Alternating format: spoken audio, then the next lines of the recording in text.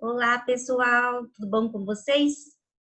Gente, hoje a gente vai começar a aula sobre um tema que provavelmente vocês vão ver em arte também.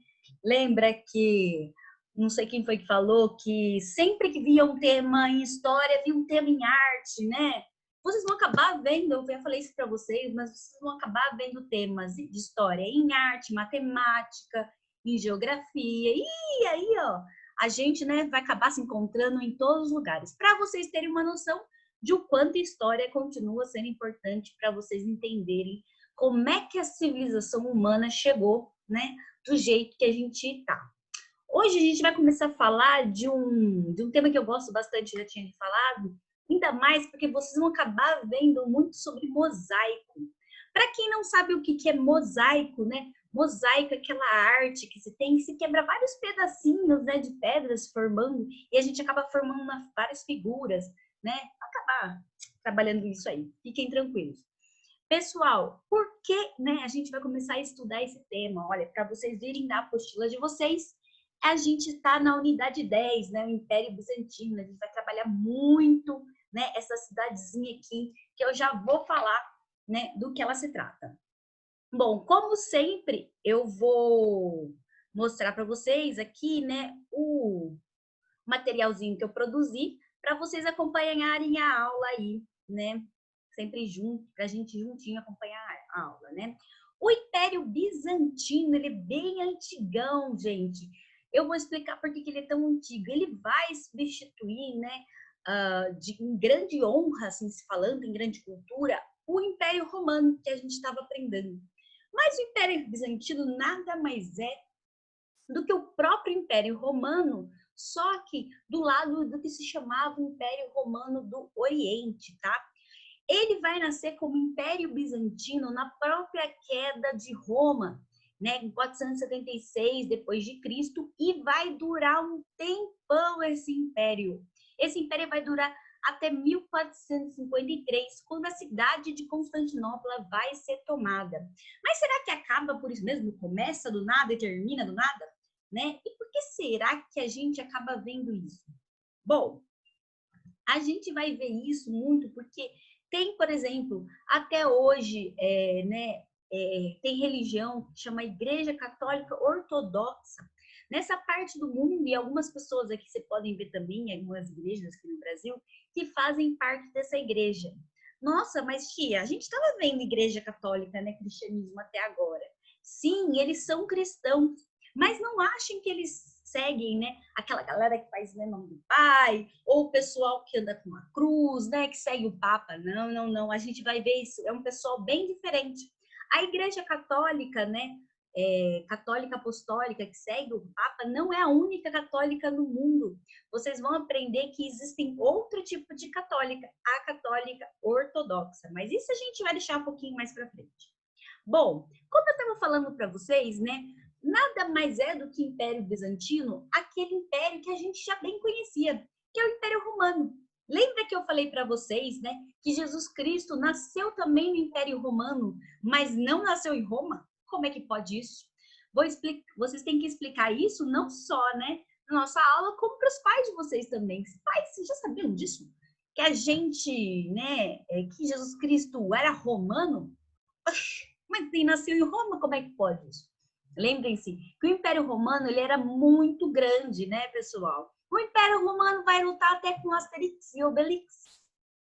Sim, lá na Gália. O Império Romano, lembre-se que começa aqui, ó, na cidadezinha de Roma, né? Aonde até hoje fica a cidade de Roma mesmo, né? Onde até mora o Papa, né? Vocês conhecem o Coliseu. O Império Romano foi crescendo, crescendo, crescendo, lutando, lutando, lutando, conquistando espaço, que tomou toda essa área que a gente consegue ver.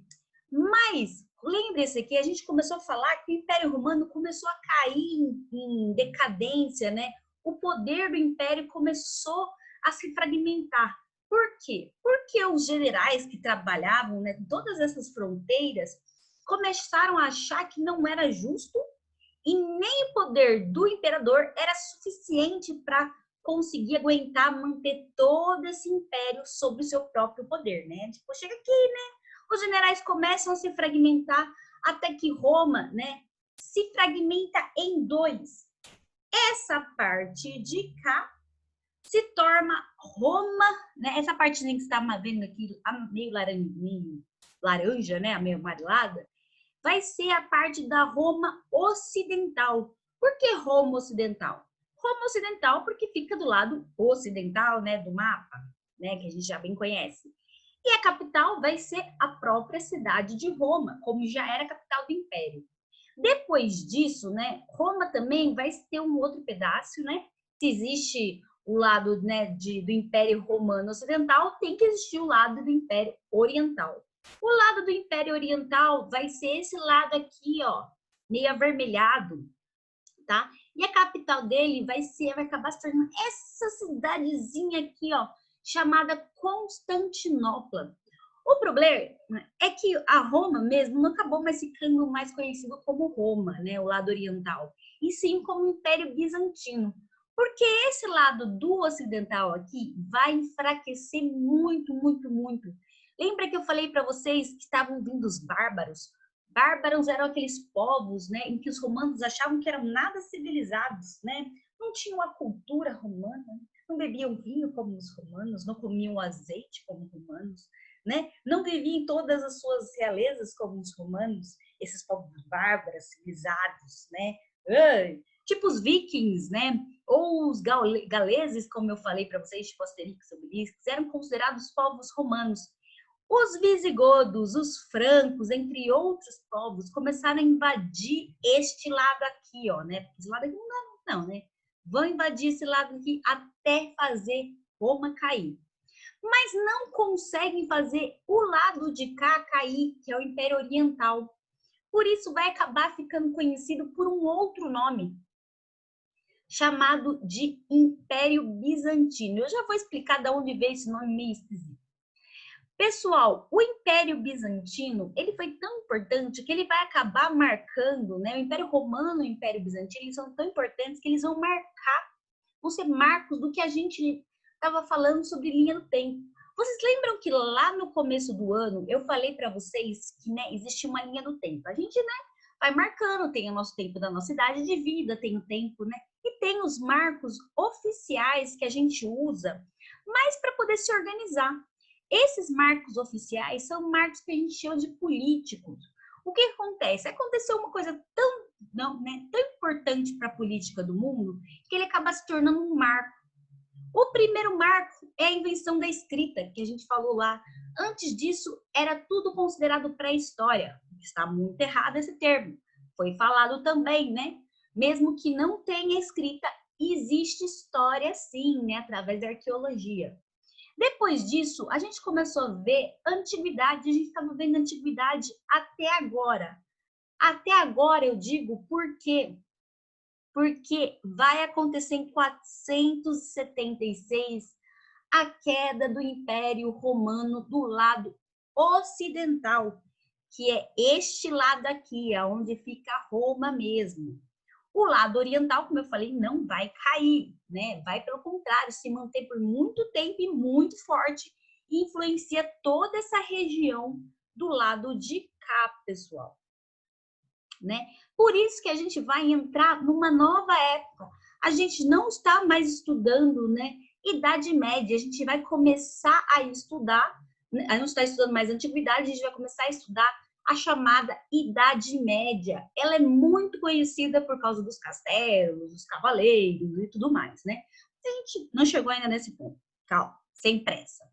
Bom, o Império, né, Bizantino vai nascer mesmo com mais forte quando o Império Romano do Ocidente cair em 476.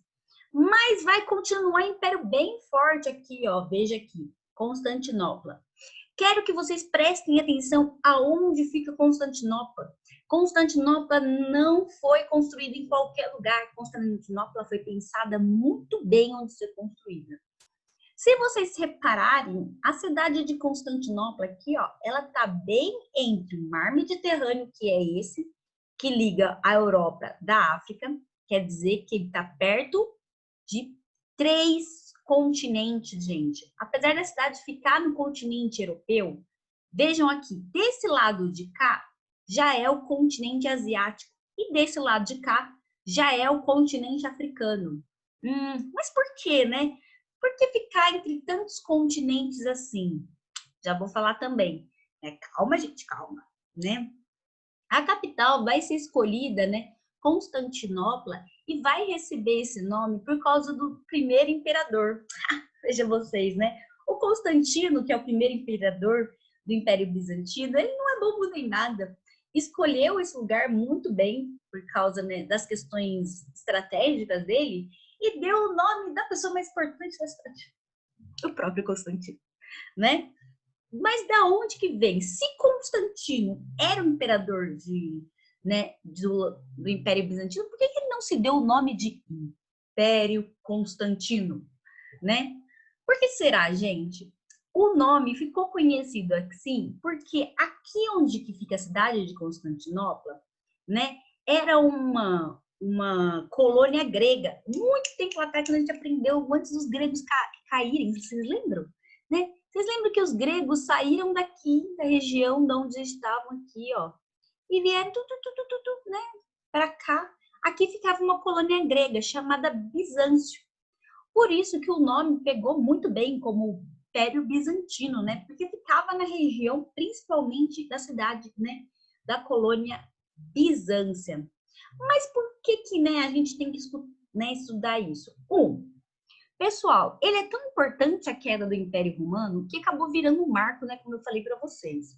Outra coisa, esse senhor aqui, o Constantino, né, ele realmente chegou e juntou várias, né, culturas. Vai juntar a cultura também grega, vai juntar a cultura romana, que ele já era um romano, vai juntar a cultura asiática, porque vai estar muito próximo da Ásia, vai juntar a cultura africana, né? Então, guardem bem aonde fica Constantinopla para vocês saberem. É essencial que vocês saibam aonde fica Constantinopla, para vocês verem que os romanos não eram bobos nem nada, né?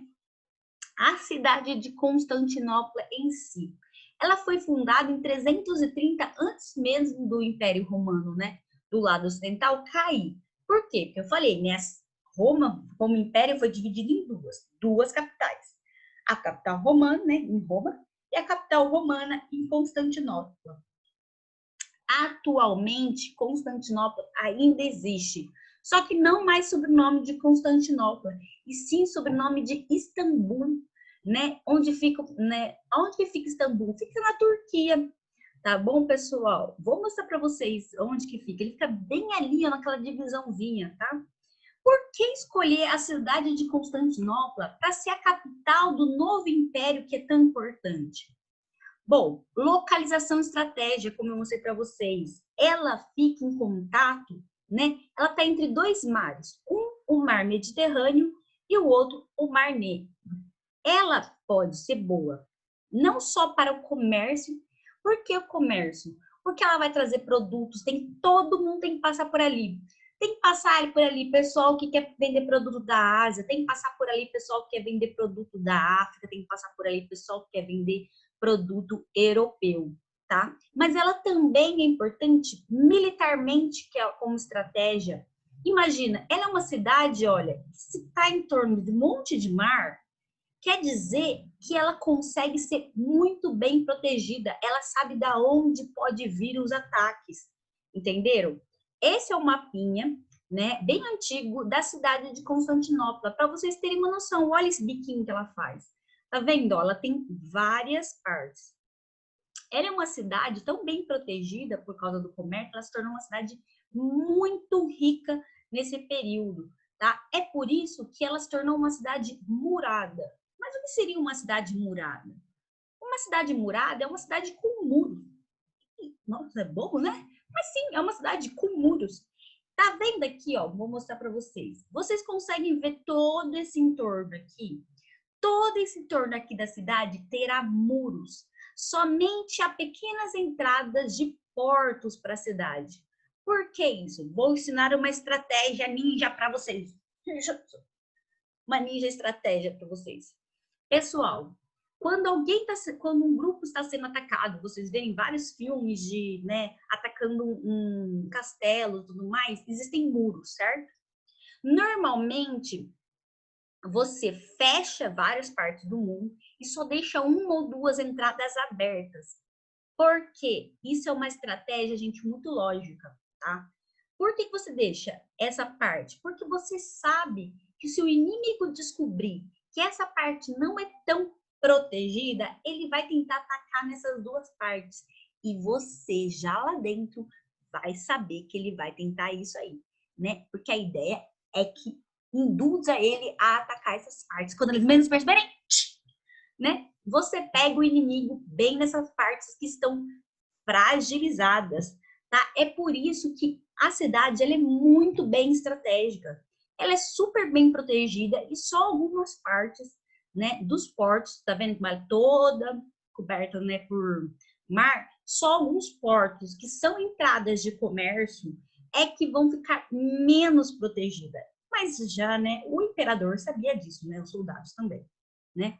Além disso, a cidade vai se tornar uma cidade muito comerciante.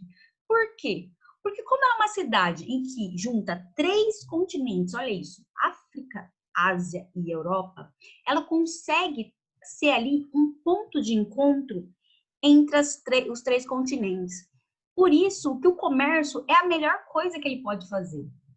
A cidade vai ter muitas montanhas em torno dela. Somente esse bico aqui não é tão montanhoso. Isso é muito importante também, porque a cidade já tem uma ela é naturalmente protegida. Então, ela é muito boa. Como é uma cidade que tem muitas montanhas, não faz muito sentido fazer agricultura, já que a agricultura para melhor trabalho precisa ser em lugares planos, né? Então, por que não ser uma parte de comércio em que vende, né, todas essas partes? Ela vai ficar conhecida muito por vender tecido. Até hoje, gente, a Turquia ela é muito famosa pelos tecidos muito chiques que são vendidos nela. Pelas tapeçarias também. Se você encontrar algum turco, provavelmente ele terá várias peças de tapetes na casa também muito chiques. Conhecida também pela venda de vidros, tá? Que são produzidos principalmente aqui na Ásia. Perfumes que vêm da Ásia, né? Então ela vai trazer especiarias, por exemplo, da África e da Ásia, instrumentos de último, armas, né, ferramentas, principalmente da Europa. Então vai fazer essas trocas, tá? Além disso, ela era uma cidade que já nasceu cidade cristã. Lembre-se que todos aqueles problemas com Jesus Cristo e, né, e com os cristãos, né, que estavam mudando de lado, foi um tempinho antes mesmo, né, de Roma se fragmentar. Na verdade, o cristianismo foi um dos motivos, se vocês não me lembram bem, para Roma cair.